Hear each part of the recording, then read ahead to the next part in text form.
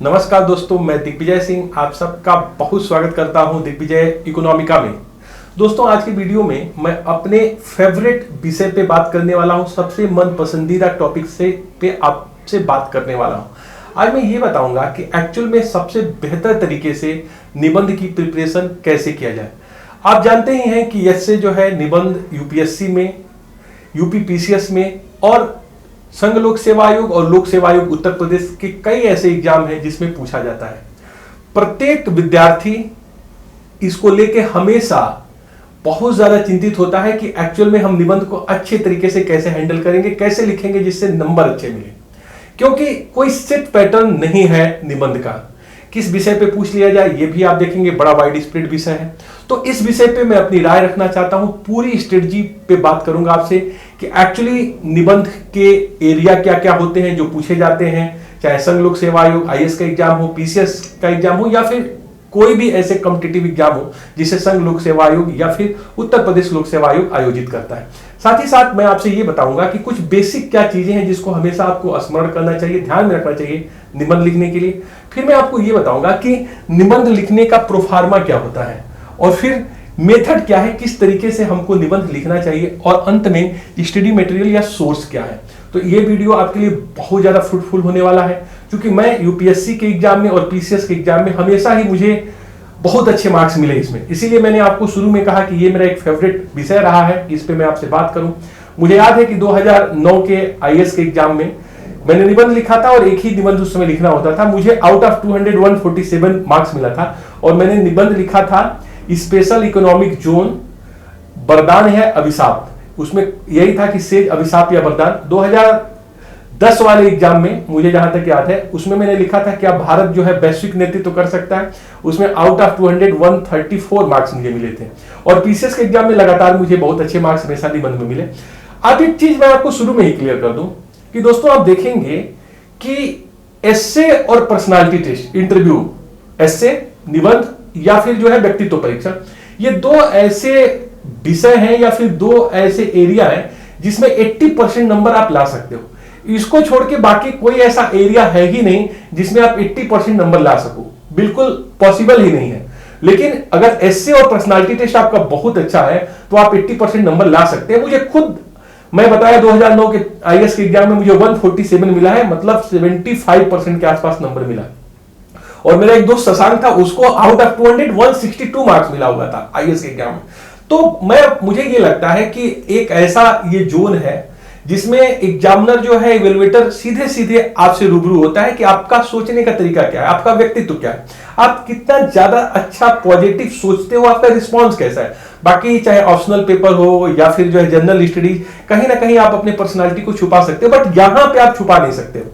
तो इसलिए मुझे यहां लगता है कि सबसे अच्छा स्कोर किया जा सकता है और मैं देखता हूं कि सबसे कम स्कोर भी यहीं पे लोग करते हैं। तो ये आपकी ताकत भी हो सकती है और ये आपकी कमजोरी भी हो सकती है। इस पूरे विषय वस्तु को आइए बड़े डिटेल रूप से समझेंगे हम, तो पूरे वीडियो को बिल्कुल लास्ट तक देखिए। और दिग्विजय इकोनॉमिका को अगर आपने सब्सक्राइब नहीं किया है तो दिग्विजय इकोनॉमिका को सब्सक्राइब करिए ताकि आपको ऑथेंटिक मटेरियल हमेशा अवेलेबल हो सके। तो दोस्तों आइए मैं बात कर लूं, चाहे संघ लोक सेवा आयोग हो चाहे उत्तर प्रदेश लोक सेवा आयोग हो, जो एरिया है वो पहले ही मेंशन किया जा चुका है, कई बार मेंशन किया जा चुका है। और जितने भी अब तक के निबंध पूछे गए हैं, अगर मैं उसको विषयवार और वर्ष, हर वर्ष में एनालिसिस करूं तो इसको मैं 7 भाग में बांट सकता हूं। पहला एक एस्से जरूर होता है economic and development related issues के ऊपर। आप हमेशा देखेंगे आर्थिक और आर्थिक विकास संबंधित चीजों के ऊपर एक हमेशा ही निबंध रहा है। जैसे कहीं भी गरीबी पूरे वर्ल्ड के लिए जो है प्रॉब्लम क्रिएट करेगी, या फिर जो है अभी मैंने बताया कि 2009 में मैंने आईएएस का एग्जाम दिया, सेज अभिशाप या वरदान, या फिर ट्रेड पॉलिसी के ऊपर। तो हमेशा मैं देखता हूं एक economic and development related issues के ऊपर एक निबंध रहता ही रहता है। दूसरा एक होता है पॉलिटिकल एंड डेमोक्रेटिक इश्यू के ऊपर। आप देखेंगे हमेशा एक निबंध पूछा जाएगा, चाहे वो पॉलिटिकल मैटर हो या फिर जो है आपके लोकतांत्रिक विषयों के ऊपर हो, तो एक निबंध इसके ऊपर आता है। फिर एक साइंटिफिक डेवलपमेंट या फिर साइंटिफिक रिलेटेड इश्यूज के ऊपर आप देखेंगे विज्ञान तकनीक संबंधित बातों के ऊपर एक प्रश्न पूछा जाता है, एक निबंध आता है। फिर women and gender related issues होता है, महिला सशक्तिकरण, लिंग विविधता या इसके ऊपर लैंगिक समानता के ऊपर हमेशा देखिएगा एक निबंध आपको मिलेगा। फिर इसी तरह इसी तरह आप देखेंगे geographical and environmental related issues के ऊपर, आपदा प्रबंधन के ऊपर एक निबंध हमेशा रहता है। सीमा विवाद के ऊपर एक प्रश्न हमेशा आप देखेंगे, चाहे आप संघ लोक सेवा आयोग की बात करें, चाहे लोक सेवा आयोग उत्तर प्रदेश की बात करें, एक निबंध इसके ऊपर हमेशा रहता है। और एक फिलोसफिकल अंदाज में एक दार्शनिक प्रश्न वो लोग पूछते हैं, और ये जब मेरे लिए बड़ा बेहतरीन होता था कि मैं इसको बड़ा अच्छे से टैकल करता था। बाकी इससे लोग काफी बचते हैं। दार्शनिक इशू जो है मेरा फेवरेट था, क्योंकि मेरा विषय भी जो है आप आईएएस में देखेंगे तो फिलॉसफी रहा। फिर एजुकेशनल इशू के ऊपर एक प्रश्न पूछा जाता है शिक्षा शास्त्र से और शिक्षा संबंधित विषयों के ऊपर। तो ये 7 ऐसे टॉपिक हैं दोस्तों, मोटे मोटे टॉपिक हैं, जिसको मैंने एरिया के रूप में डिमार्केट किया है। इसको आप जरूर नोट कर लीजिए और इस एरिया में अपना इंटरेस्ट डेवलप करिए। सबसे बड़ी बात तो ये है।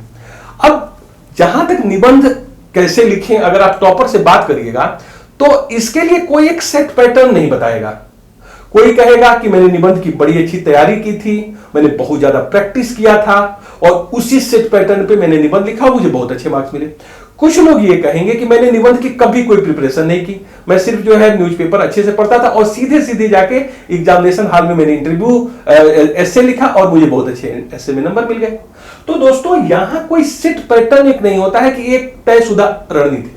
जहां तक आप मुझसे पूछिएगा कि क्या स्ट्रेटजी होनी चाहिए निबंध लिखने के लिए, तो मैं ये कहूंगा कि पहले आप इस एरिया में से जो सबसे ज्यादा आपका फेवरेट जोन है उस एरिया को पहचान करिए कि आपका डेवलपमेंट इकोनॉमिक इश्यूज ज्यादा फेवरेट एरिया है, या फिर पॉलिटिकल डेमोक्रेटिक रिलेटेड इश्यूज आपका फेवरेट जोन है, या फिर जो है वीमेन या जेंडर पे। पहले तो आप अपना एक स्ट्रेंथ जो जोन है जिसमें आप कंफर्टेबल होते हैं उसको आप जरूर उसमें स्पेशलाइजेशन करिए, उसमें तमाम इश्यूज को पढ़ लीजिए। बाकी निबंध कैसे लिखना है ये उतना ज्यादा इंपॉर्टेंट नहीं होगा। जब आप विषयों को अच्छे से समझ लेंगे तो अपने आप को कितने बेहतर तरीके से आप अभिव्यक्ति कर दें ये बहुत ज्यादा इंपॉर्टेंट होगा। आप जिन विषयों के ऊपर राय बना चुके हैं उसको कितने अच्छे से अभिव्यक्त कर दें।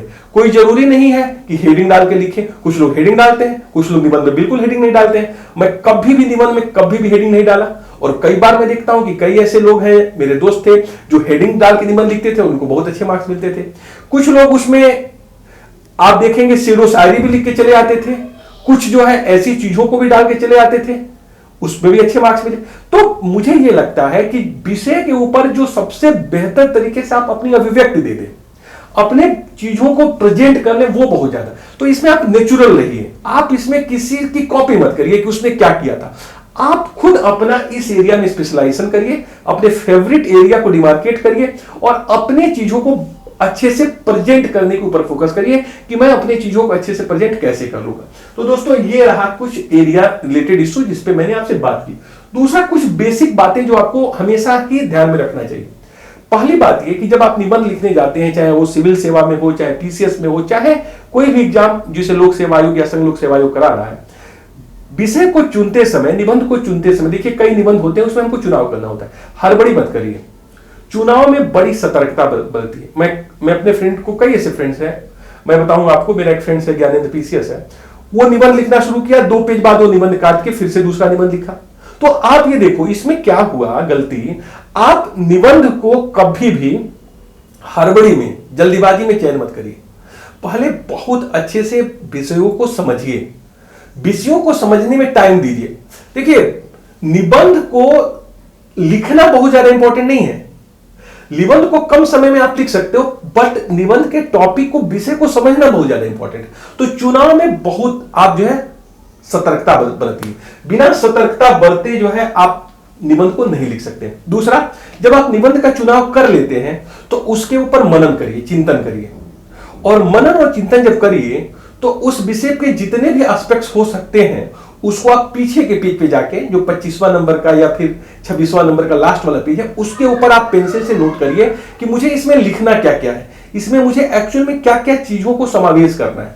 तो विषय को समझना, और विषय में जो आपके माइंड में फ्लो आ रहा है कि इसके ये, जैसे मान लीजिए कि मैंने आपको बताया कि 2010 में मैंने लिखा कि क्या भारत वैश्विक नेतृत्व कर सकता है, तो इसके माइंड में क्या क्या है कि भारत क्यों वैश्विक नेतृत्व कर सकता है। भारत की एक विशाल जनसंख्या रही है, भारत की एक शांतिप्रिय पॉलिसी रही है, भारत में डेमोग्राफी जो है आप देखिए बहुत जो है डेमोग्राफी डिविडेंड की स्थिति है, भारत एक युवा देश है। तो आपके माइंड में जो जो टॉपिक आ रहे हैं इससे रिलेटेड कि क्या मैं कर सकता हूं भारत के संस्कृति के बारे में आपको लिखना है, तो एक एक टॉपिक को आप पीछे जाके डिमार्केट करिए कि क्या क्या टॉपिक है जिसे मैं निबंध में डालने वाला हूं। तो 15 मिनट का समय दोस्त इसके ऊपर आप लो कि टॉपिक का सिलेक्शन और उस टॉपिक में क्या क्या आइडियाज आपके माइंड में आ रहे हैं उसको एक जगह डिमार्केट करना।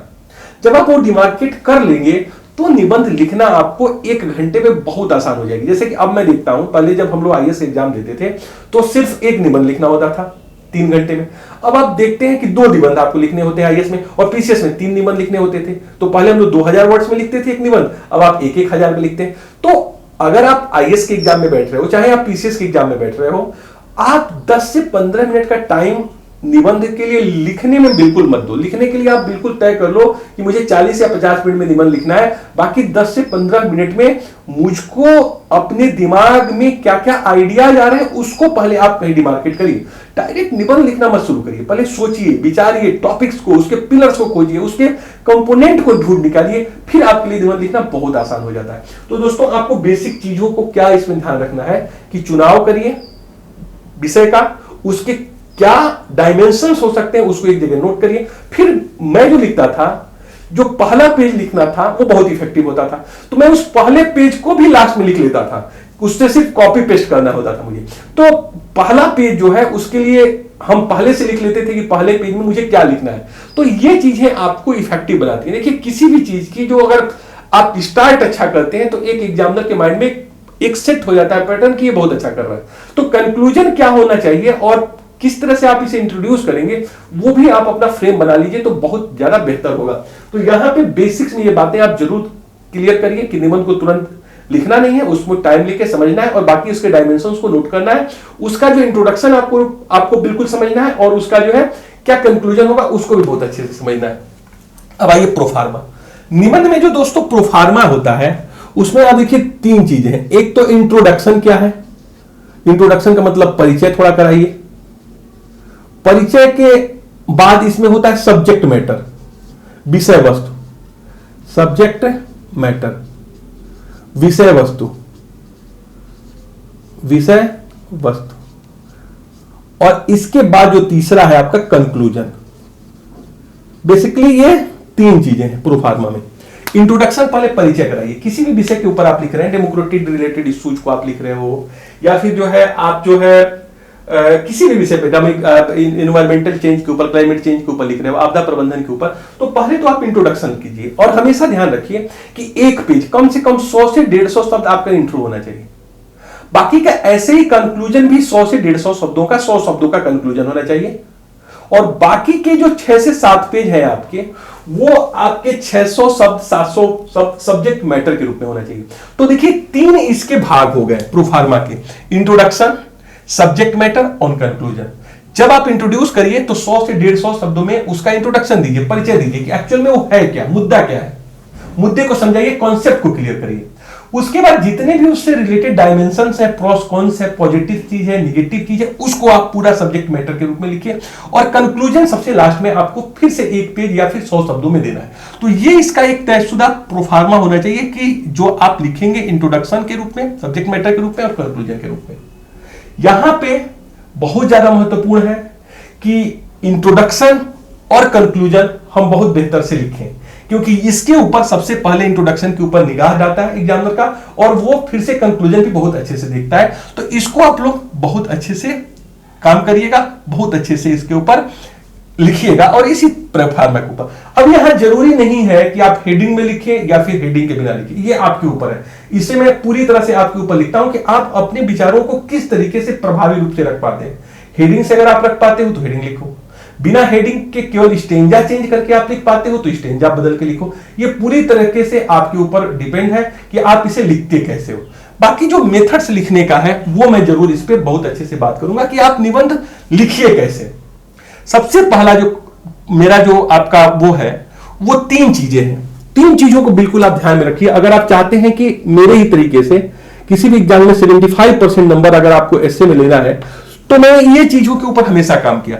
सिंपल, फ्लो प्लस इंटरकनेक्टेड, बस यही फार्मूला है निबंध लिखने का, जिसे अगर आप समझ गए तो आप निबंध में कर जाएंगे टॉप।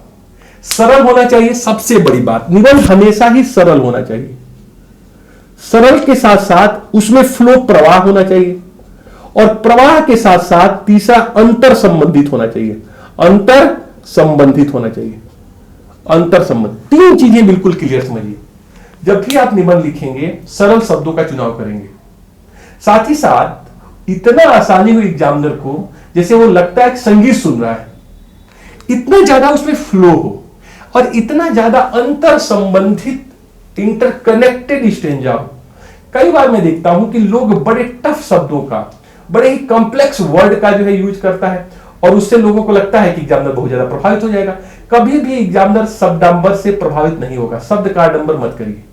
जितना सरल एनसीईआरटी लिखा है उतना ही सरल भाषा को एडॉप्ट करने का प्रयास करिएगा।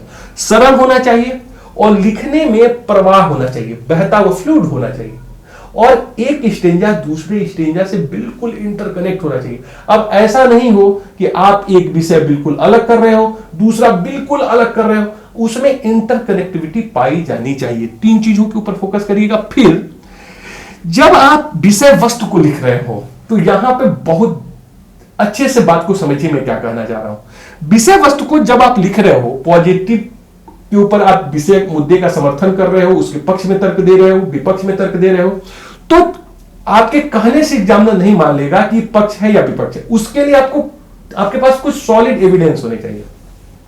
अब सॉलिड एविडेंस के रूप में आप case study, quotation, supreme court के डिसीजन या कोई रिसर्च या डेवलपमेंट हुआ हो तो उसको आप दीजिए। यह चीज बहुत ध्यान रखिएगा। इसी स्क्रीनशॉट ले लीजिए, लिख लीजिए।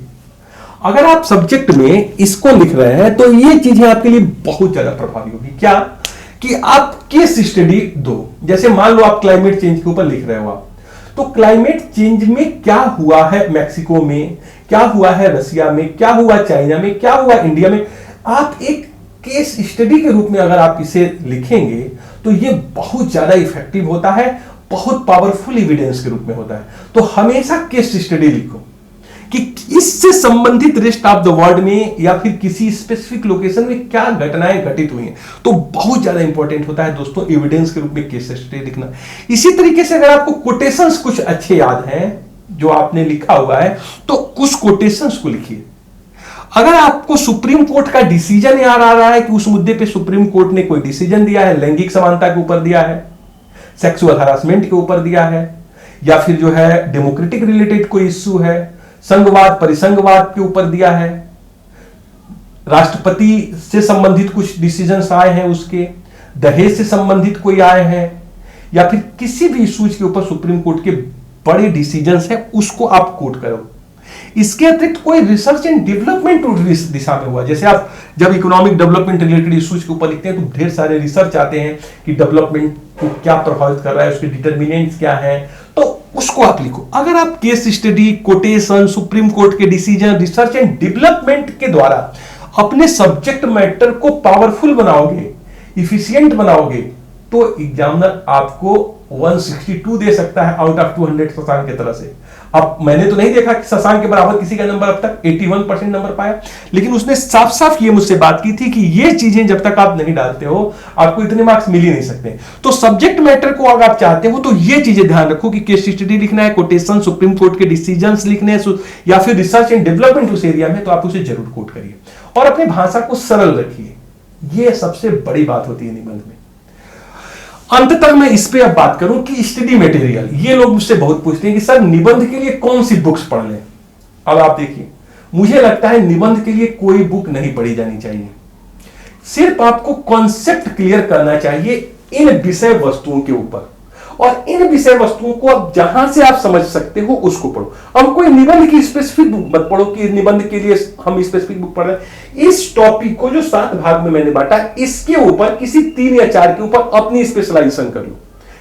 अगर आपको वीमेन एंड जेंडर इश्यूज पसंद है तो इसके ऊपर स्पेशलाइजेशन कर लो। अगर इकोनॉमिक डेवलपमेंट इश्यूज ऐसा लगता है तो इसके ऊपर स्पेशलाइजेशन करो। इसके ऊपर आप स्पेशलाइजेशन करो। और थोड़ा सा आप ये काम करो कि निबंध में जब मैं कहता हूं प्रोस्कॉन्स लिखना होता है तो एक थॉट के द्वारा इसे आप प्रूफ करो तो बहुत अच्छा होता है। जैसे पॉलिटिकल के ऊपर जब लोग लिखते हैं, डेमोक्रेटिक के ऊपर, तो इस पे बहुत अच्छे मार्क्स आते हैं। इसके लिए आपको जरूरी है कि कक्षा 11 की एनसीईआरटी, जिसमें हर तरह के वाद के विषय में दिया है कि लिबरलिज्म क्या है, न्यू लिबरलिज्म क्या है, डेमोक्रेसी क्या होती है, एनार्किज्म क्या है, मोनार्किज्म क्या है ना, उसमें फ्रीडम क्या है, जस्टिस क्या है, जेंडर इक्वलिटी के ऊपर, तो एक मार्क्सिज्म क्या होता है, सोशलिज्म क्या होता है ना, या फिर इन तरह की जितनी भी प्रणालियां है, एनार्किज्म, उसको आप एक बार समझो, थॉट को समझो कि एक्चुअल में उनका थॉट क्या है, उनका विचार क्या है। अगर आप विचार को समझ गए ना तो बड़े अच्छे से लिख सकते हो। तो मुझे लगता है कि एक बार एनसीईआरटी रिलेटेड इश्यूज, एनसीईआरटी को इन रिलेटेड इश्यूज से जरूर आप कवर करने का प्रयास करो। वीमेन जेंडरमेंट को, ज्योग्राफिकल रिलेटेड इश्यूज को आप जरूर पढ़ो, जिससे कि काफी बेहतर तरीके से इस डायमेंशंस को आप समझ जाए और इसके ऊपर किसी के ऊपर कम से कम 10-20 पेज का नोट्स बना लो, एक माइक्रो नोट्स, कि अगर मान लो आपको जेंडर रिलेटेड इश्यूज आपको पसंद है तो 10 पेज कहीं से लिख डालो कि आसानी हो जाए आपको प्रस्तावना लिखने में, शुरू का इंट्रोडक्शन करने में आसानी मिल जाए। तो आपको अगर सिमोन दे बोवार की बुक मिल गई या कहीं पे भी जेंडर रिलेटेड न्यूज़पेपर में कटिंग आ गया तो उसको आप लिख जरूर लो। तो इस पे आपको एक आपकी डायरी तैयार हो जाएगी निबंध की, वो आपको बेहतर मार्क्स देके आएगी। तो इनके ऊपर आपको काम करना है और इसके सब्जेक्ट मैटर के ऊपर आप जरूर काम करिए, ये आपके लिए बहुत ज्यादा फ्रूटफुल होगा। अब स्टडी मटेरियल में जो मुझे लगता है कि आपको सबसे जो महत्वपूर्ण है वो प्रत्येक महीने की योजना और कुरुक्षेत्र। प्रत्येक महीने की योजना ले लो, आप कुरुक्षेत्र ले लो, कुरुक्षेत्र ले लो, कुरुक्षेत्र ले लो। ये हिंदी और इंग्लिश दोनों में आती है। आप देखेंगे कि प्रत्येक योजना कुरुक्षेत्र का एक स्पेसिफिक विषय होता है, जैसे क्लाइमेट चेंज, रूरल डेवलपमेंट के ऊपर हो गया, डिजिटल इकोनॉमी के ऊपर, देखिए अभी आईएएस पेपर्स में पूछा है, और डिजिटल इकोनॉमी के ऊपर आपका योजना भी है।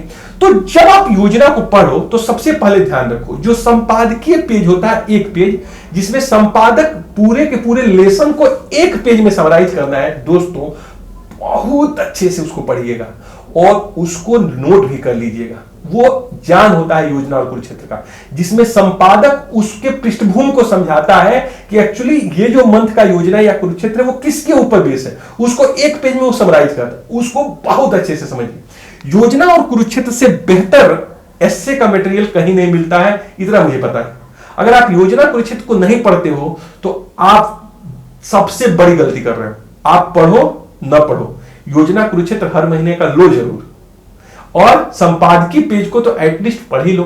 तो योजना पढ़ो, कुरुक्षेत्र पढ़ो, जो आपका पसंदीदा पेपर है उसके थोड़े से ध्यान लगा के संपादकीय को पढ़ लिया करो। और इन इश्यूज के ऊपर, जैसे अगर मुझसे कोई पूछे कि आप ज्योग्राफिकल, इन्वायरमेंटल या फिर जो है आपदा प्रबंधन को कहां से पढ़ेंगे, तो मैं बताऊंगा डीआर खुल्लर को पढ़िए। डीआर खुल्लर से बढ़िया जो है आपकी बुक के कोई लिखा ही नहीं ज्योग्राफी में आपदा प्रबंधन के ऊपर, आप उसको पढ़िए। कहीं से भी इनके ऊपर एक अपना माइंडसेट बना लीजिए, आपको बहुत अच्छे से कवर कर लेंगे।